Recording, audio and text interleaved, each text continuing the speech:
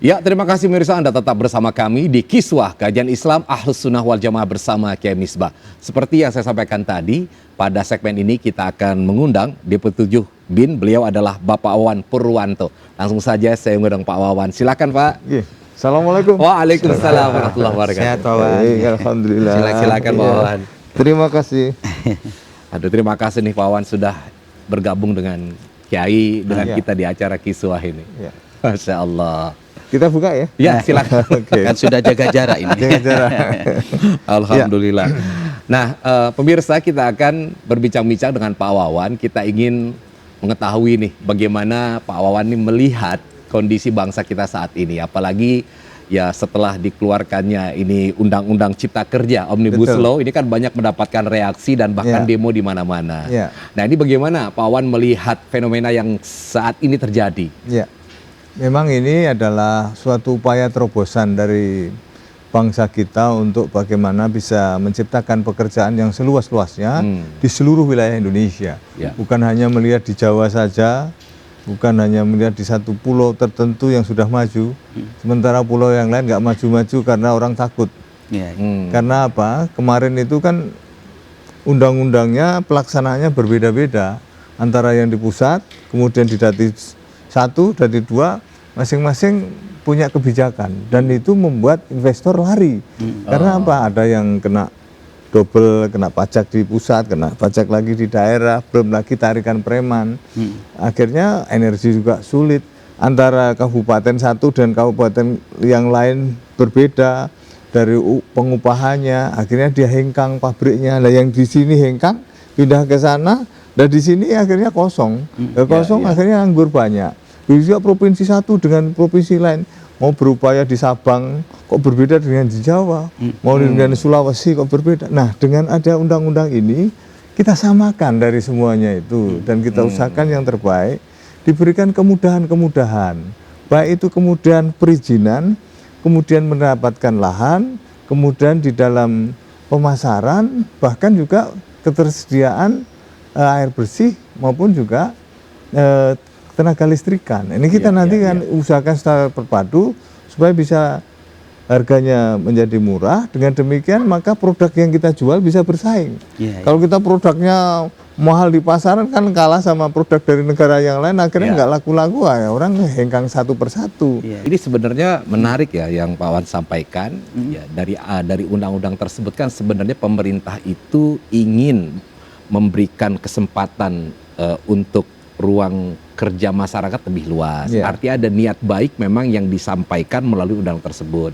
Nah, tapi ternyata ya yang lebih ramai di luar itu adalah hal-hal yang dianggap kontradiktif sehingga respon masyarakat saat ini. Nah, kalau merujuk kepada Kiai tadi, kan kita harus bersifat husnuzon dengan pemerintah ini.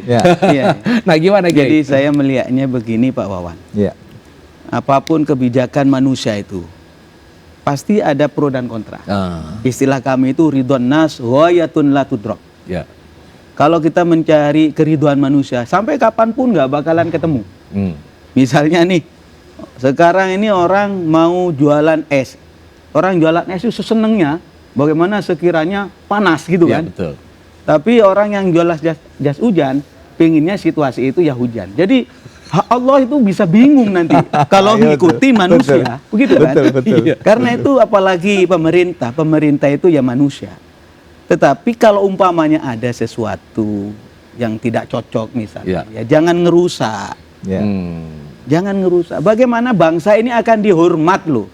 Kalau pemimpinnya nggak dihormat, orang lain nggak bakalan menghormat bangsa kita. Karena itu solusinya bagaimana demo itu hak.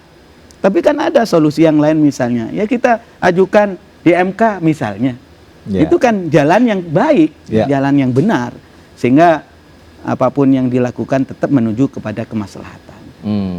Saya kira demikian pandangan. Nah, kemudian kan kalau kita melihat ini, Pak Wan kan, ini kan terkait dengan salah satunya adalah nasib buruh gitu ya. Betul. Nah, dengan Undang-Undang Cipta Kerja ini, seolah-olah katanya sekarang ini buruh itu menjadi terkurangi haknya ataupun mereka tidak mendapatkan tempat yang semestinya. Nah, ini bagaimana kita melihat agar juga teman-teman pemirsa kita yang memang juga pekerjaannya sebagai pekerja dan buruh ini merasa lebih nyaman gitu melihat dan tidak salah mendapatkan informasi yang hoax tadi. Betul. Ya, kalau kemarin ada yang dipermasalahkan mengenai pesangon. Ya. Sebelumnya 32 kali gaji. Kemudian sekarang menjadi 25 kali gaji. Itu pun 19 dari perusahaan, yang 6 kali gaji dari BPJS. Nah, tapi apakah selama ini kalau ada masalah dengan perusahaan, 32 kali gaji itu dikasih kan enggak? Selalu ada nego antara perusahaan itu dengan pihak tenaga kerja yang bersangkutan. Misalnya memang kondisinya kolaps.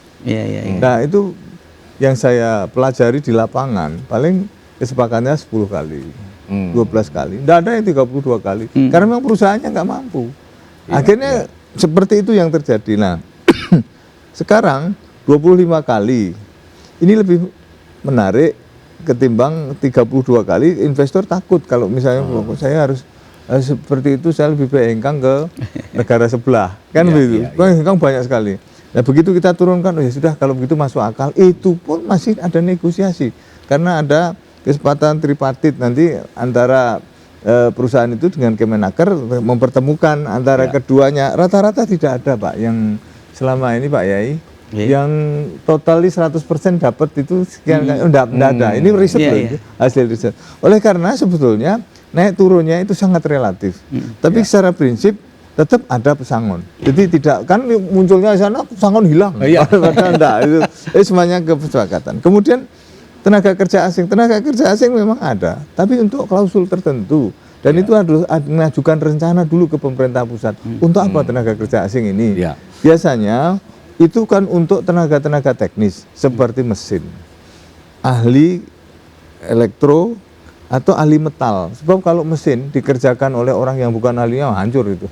Tiba-tiba suruh ngerjakan orang-orang yang tidak ngerti. Nah, makanya ada rencana penempatan TKA tadi. Misalnya dia akan datang untuk apa? Oh, untuk nanti pengerjaan dari PT itu karena mengerjakan mesin baru. Nah, maka nanti di sana dia akan ngajari ini sampai operate itu betul-betul bisa. Kemudian baru ada tenaga dari kita di bawah pengampuan dialah yang nanti akhirnya setelah ini berhasil lantas jauh. Itu contoh-contoh ya luar negeri ya. Karena memang teknologi. Kemudian masalah lain AMDAL. Loh, ini tidak ada AMDAL, tetap ada. Tidak cuman dipercepat, prosesnya tidak berdalih. Dulu kan AMDAL sekian lama sekali lah, kapan kerjanya? Kalau sekarang ini tidak. Tapi yang penting itu pengawasan.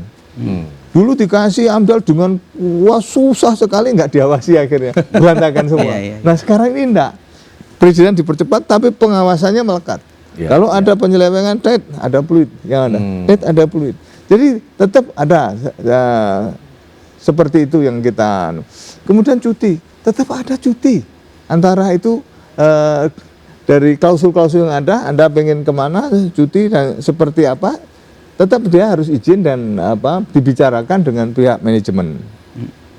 Kemudian yang lain, yang permasalahan-permasalahan teknis lainnya kayak hak-hak yang jam kerja sekian jam, memang itu semua nanti kesepakatan lembur sekian jam dan sebagainya, ada hitungannya lah seperti itu. Tapi secara prinsip begini, Pak Yai, mana ada sih pemerintah ingin menyengsarakan rakyatnya? Nah, itu dia. Ada, Pak Yai. Kita ini turun, saya ini Pak Yai, ya turun ke sana sih termasuk daerah-daerah tertinggal, memajukan wilayah itu untuk apa? UMKM itu jalan, karena sekarang itu yang menahan lajunya ekonomi kita supaya tetap jalan itu justru UMKM itu. Gimana saya mendorong itu, ngajari adik-adik, anak-anak, kemudian juga bahkan orang tua yang tidak ngerti jalannya, kita hubungkan dengan proses perbankan, tapi tidak terlalu mengikat yang rentenir seperti itu kan, jangan. Nah, ini hal seperti ini Pak Yai, kita tetap akan lakukan pendampingan, khususnya memang mereka-mereka yang memang blank, belum Dan nanti lambat laun setelah ini semuanya jalan, kita lepas negeri kita ini diramal akan jadi negara maju, bahkan sudah masuk kategori negara maju oleh Presiden Amerika. Nah, kita buktikan sekarang ini.